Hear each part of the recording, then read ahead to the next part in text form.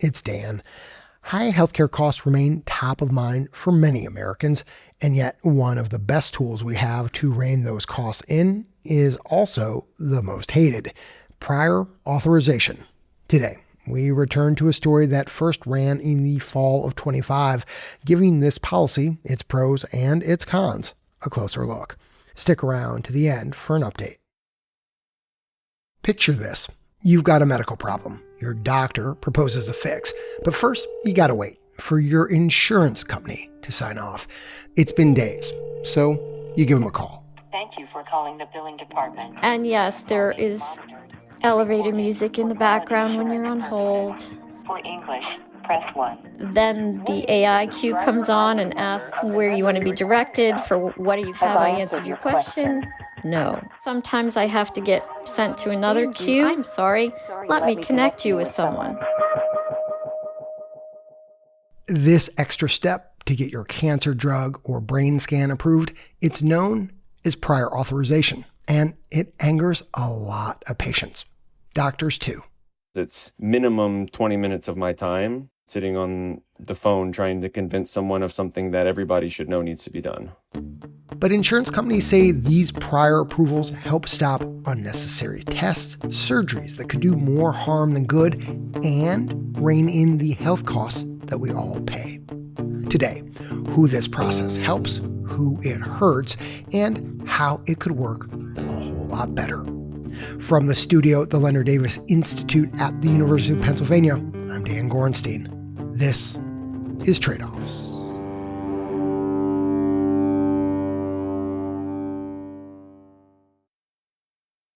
Half of all Americans with health insurance say they've hit this bump in the road known as prior authorization. Most people's care gets approved. It can be quick. It can take weeks. Millions of times a year, it's a flat out no. We're not paying for that nursing home stay, for that inhaler. One article I read described prior authorization as, quote, one of the most enduring, infuriating, and effective tools in the United States for managing healthcare spending. Infuriating and effective. Pretty good titles for the two halves of our show today. We'll start with a story that captures just how enraging this process can be, then a conversation about why insurers across the country continue to rely on this powerful but deeply flawed tool to keep America's health costs in check. Here we go. The way Kathleen tells it, her husband Paul's cancer started as the kind of thing you roll your eyes at when you've been married to someone for 38 years. He came down to the kitchen one day. I was sitting at the table and he's like, my nose hurts here when I press it. So I said, well, don't press it. A chuckle turned into a checkup, which turned into a biopsy. And then, a couple weeks later, the worst kind of phone call there is. The doctor called him to tell him what it was, and she said, we're going to send you to Boston. The diagnosis, a very rare, very aggressive cancer inside Paul's nose and sinuses, right near his brain. It's news that the couple has kept close to their chest, which is why they've asked us to keep their last name out of this story. Kathleen, a native of Massachusetts, brought a distinctly New England sensibility to the situation. It was a task that had to be managed. It sounds distant, but it's practical. That practicality helped the soon-to-be 60-year-old see the stakes for what they were. The cancer moves quickly. So every week that you delay possible treatment is detrimental. To prepare Paul for his first blitz of chemo and radiation, Kathleen got to work. She arranged a sitter for their 3 dogs, booked a hotel, but that was the easy part. Kathleen quickly came to realize this was going to be daunting. She remembers her husband getting fitted for this barbaric-looking device, a kind of helmet that would hold him steady as doctors directed radiation beams at the tumor in his head. When you lay down, they bolt it into the table so that you don't move. But then because he had nasal cancer and he had bleeding and postnasal drip, first time they put him in it, he felt like he was drowning. So he got really scared. And seeing him scared was frightening for me. By Paul's first day of treatment at the hospital in Boston, 12 weeks had passed since Kathleen had told her husband not to touch his nose if it hurt. Biopsies, referrals, appointments with specialists. As Kathleen said, they were nervous and ready to actually fight this thing. They took his blood work, and we were sitting in the waiting room. And someone called us and said, "Oh, you can't start treatment today. You didn't get a prior authorization yet. You haven't been approved." And we just did a double take. I could feel the blood rushing to my face. Kathleen imagined the cancer creeping towards Paul's brain. You're not going to get treatment. That's what we felt. It just looks like a dead end. But we just got a little adamant that, no, we're not leaving. We're here. Kathleen and Paul still had so much they wanted to do. Big things like travel, and small things, hikes with their dogs, new recipes to test, Netflix shows to binge. Just having each other together to plan the next day, the next year, next decade. He just is my soulmate, and I can't imagine not having every day with him. The pragmatic and now indignant New Englander dialed up her insurance company. After 45 minutes on the phone, she learned that the treatment had been approved, just not everyone had gotten the memo. Paul was cleared to start. Paul wrapped up that grueling 7 weeks of chemo and radiation last December, but the health insurance grind continued for Kathleen. An hour here, 20 minutes there. Wading through prior authorization, says Kathleen, is just part of what it means for them to fight cancer. It's second nature now. It's part of our life. Dealing with prior authorization has become second nature for Tom Roberts, too. Tom, an oncologist at Massachusetts General Hospital in Boston, is Paul's cancer doctor. He treats some of the rarest cancers with some of the priciest drugs around. He gets that insurers have got to draw the line somewhere. There are conversations that you can have about the nuances about, are we being good stewards of these very expensive resources in our healthcare system? I think there are situations where it's appropriate. But Tom takes issue with two big things about the way that insurers manage those precious healthcare dollars. First, it often feels to Tom like the companies have no genuine interest in having a nuanced debate. When he gets their staff on the phone, Tom says sometimes they can't even pronounce the names of the drugs that they refuse to cover. Second, and this is what really ticks Tom off, insurers sometimes block care that's both critical and, in his view, uncontroversial.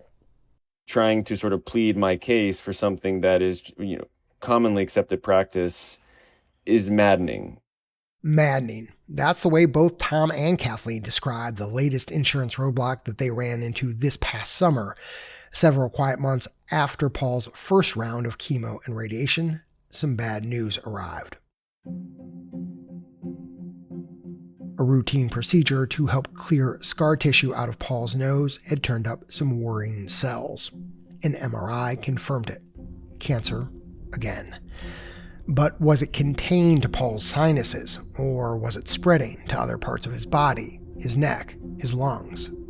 To know for sure, Tom told the couple, "We need another scan, a PET scan, and we need it now." If you don't know where the cancer is, you can't treat it.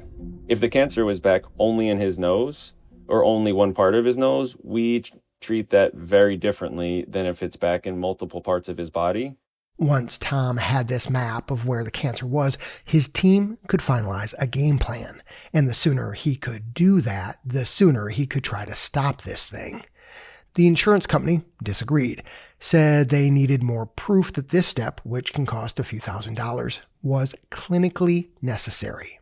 For an insurance company to say that these can't be done or shouldn't be done, that's crazy to me.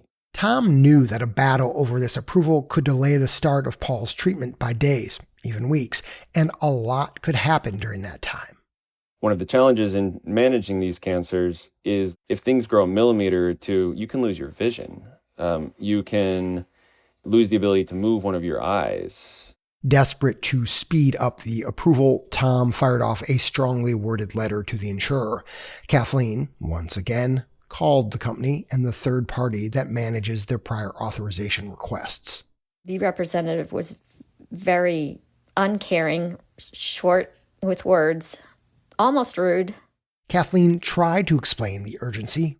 And they clicking on their thing. Nope, sorry, you'll have to wait the typical 7 to 10 days. I was like, but we have an appointment at the end of this week. They don't really care. They just are processing paperwork that comes in one end and goes out the other. Kathleen and Paul decided the PET scan was too important to wait. They went ahead with it and hoped their insurer would come around and pick up the bill later. Kathleen knows she's lucky that she could afford to take that risk and that they're benefiting from so much of what modern medicine has to offer. Both of us feel he's gotten very good care down in Boston. And Paul always says he feels very blessed to have the insurance. But Kathleen also feels like they pay a lot of money for that coverage. They max out their $3,300 deductible every year, and still, it's a battle. In order to use insurance, you just have to get through the hurdles and the obstacles. But I do wish working with insurance didn't eat up so much of our free time. Because why? What could you do instead? Be together. Enjoy life.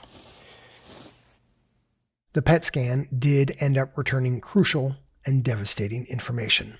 Paul's cancer had spread inside his head, all the way down to his liver. Kathleen finally did hear back from the insurance company. They had agreed to pay the bill. When we come back, Kathleen's saga and context, and one expert explains why prior authorization is one of the best ways to cut costs, even with all of its flaws.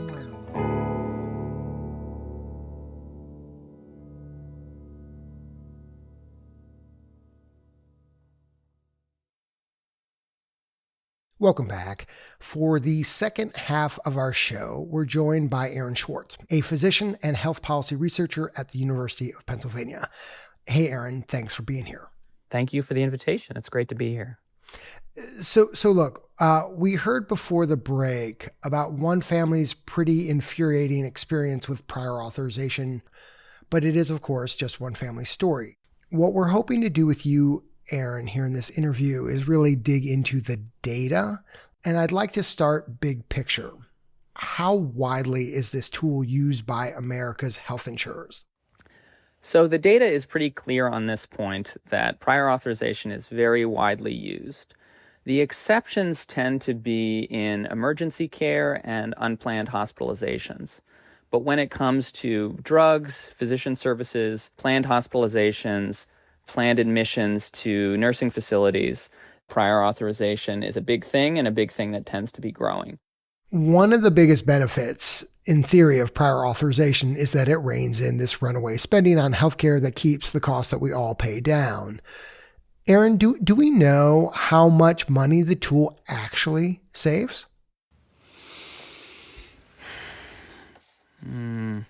Why the big sigh? It's a very tough question. So just to tell you, yeah, this is what keeps me up at night in terms of trying to think of how to design these research studies. So we know that prior authorization reduces people's use of care, and in some studies that's by as much as 25%. But it's not so simple.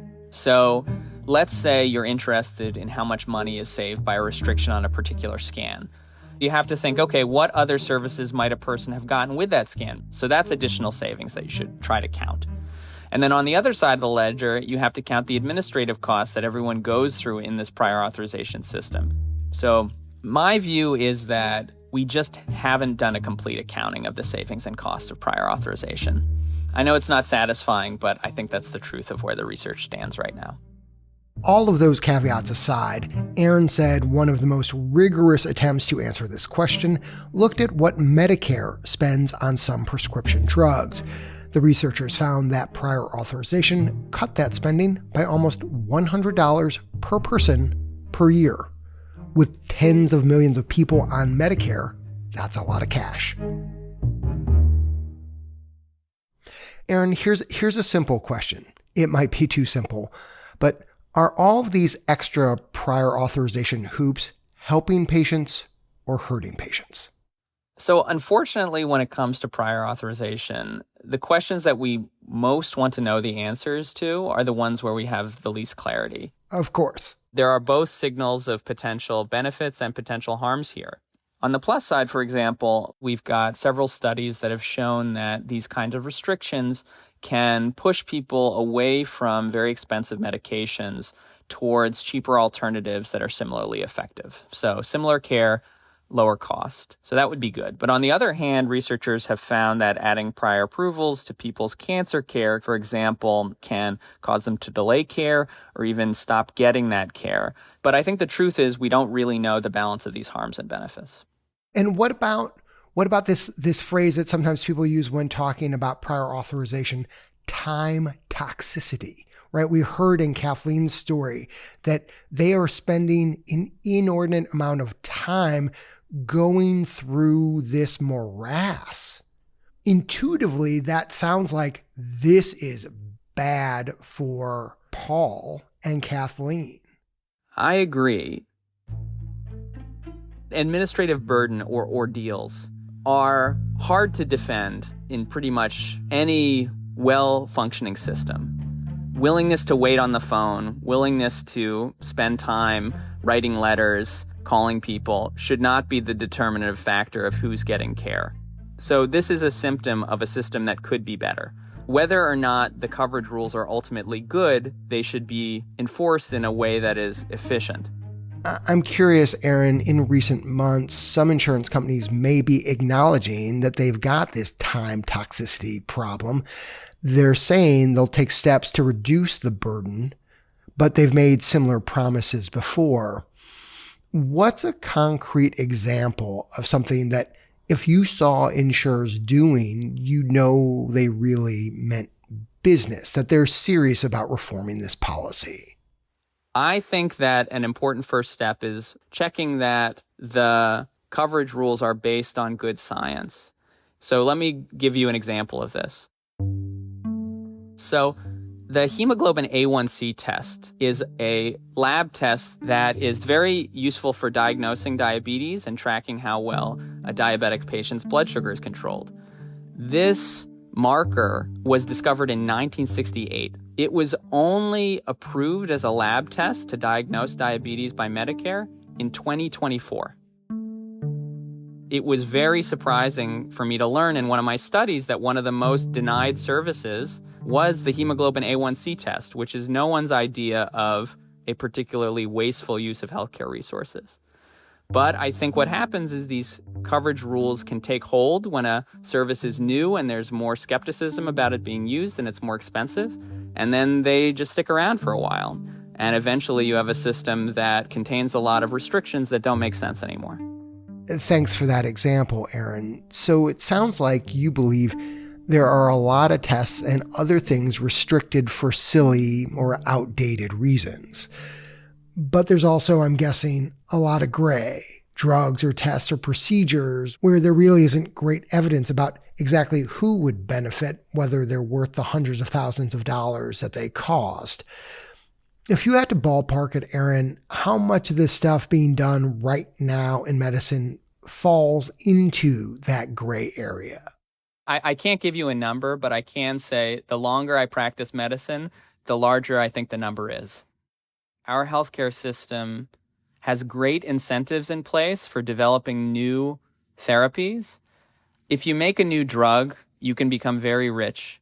The incentives in place for figuring out how to use existing medications, hospitalizations, surgeries, using existing tools of the healthcare system in a better way are not nearly as strong. So I think we could be doing better as a system to support that kind of work. Aaron added that the healthcare system, and insurers in particular, could also do more to help researchers study prior authorization and how to improve it. For starters, more transparency. What kinds of care do they restrict? For who? How often?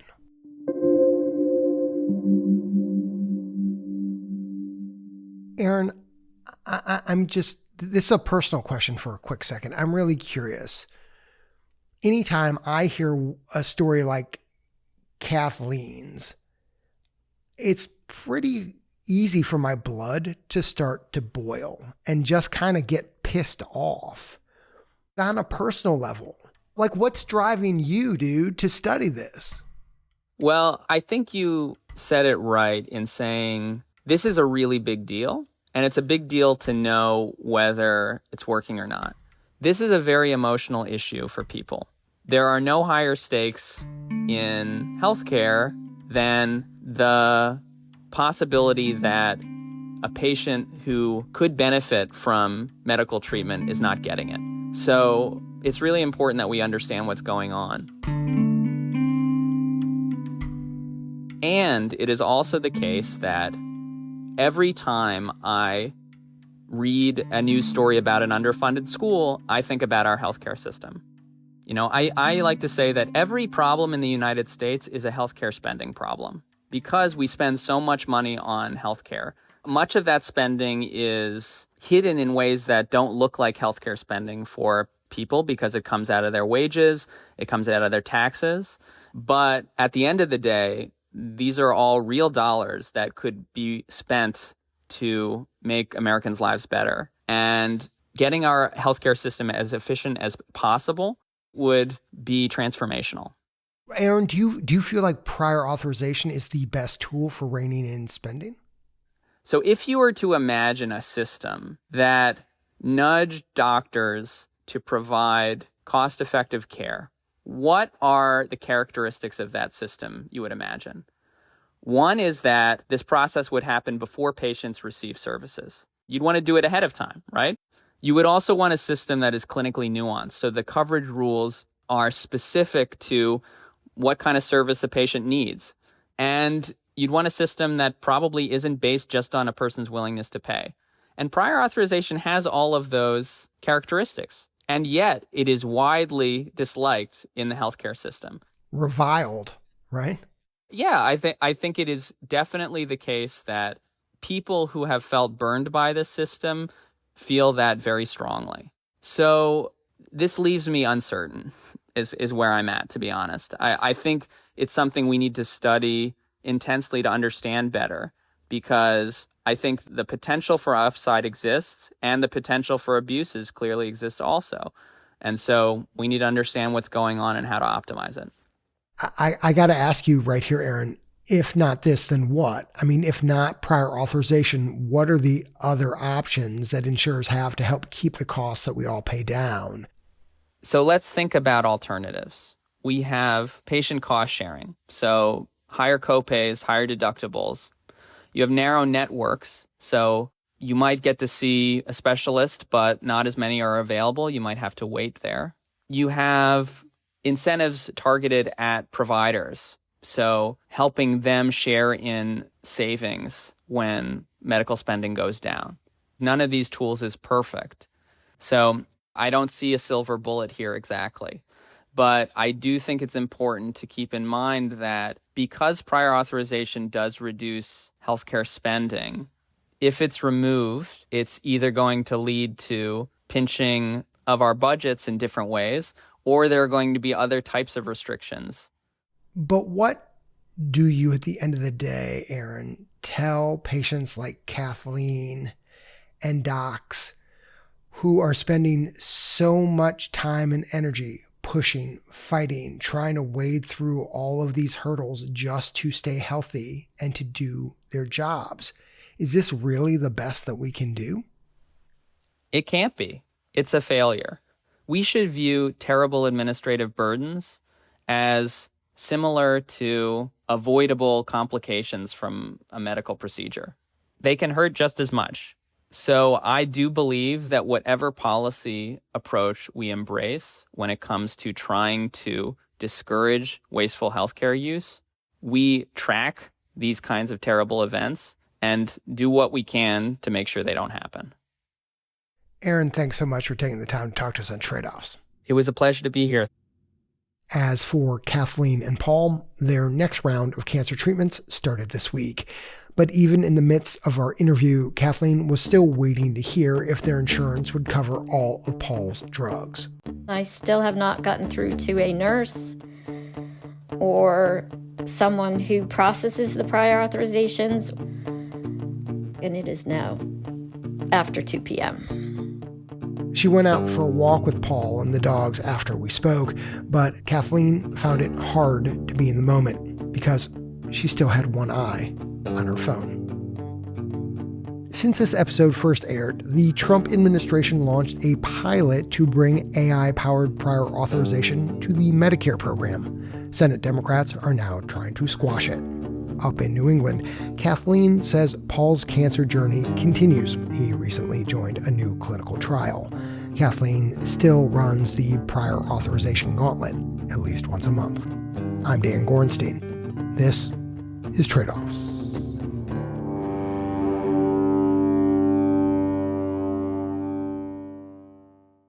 For decades, hundreds of courtrooms have sent people to mental health treatment instead of jail or prison. Some see these mental health courts as a life-saving alternative for people caught in the legal system. But even supporters agree it's far from a perfect solution. It's complicated because we're trying to make a court a therapeutic place, and that's not how courts were designed. Next time on Tradeoffs, a deep dive into the evidence and individuals behind this approach. Thanks for listening to Tradeoffs. If you've just discovered us, remember to subscribe to the feed so you never miss an episode. Subscribing is free and easy on whichever podcasting app you use, the NPR app, Apple Podcasts, Spotify, wherever you listen to podcasts. The Tradeoffs team is senior producer Leslie Walker, producers Melanie Evans and Julie Werno, managing editor Ryan Levy, managing director of partnerships and growth Eleanor Coetzee, marketing director Catherine Dougal, sound designer Andrew Perella, chief operations officer Colleen Scheck, with help from Kate Seepy, Cedric Wilson, and Haley Lerner. The executive editor is Dan Gorenstein. The Tradeoffs theme song was composed by Ty Sitterman, with additional music this episode from Blue Dot Sessions and Epidemic Sound. Reporting on this story is supported in part by Arnold Ventures. Additional thanks to Michael N. Kyle and Lee Newcomer. Thanks also to all our listeners who helped to support our work, including Kit and Ray Sawyer, Stacy Dusatsina, Todd Stoltz, Hannah Neprash, Michelle Bauman, and Jennifer Zwilling.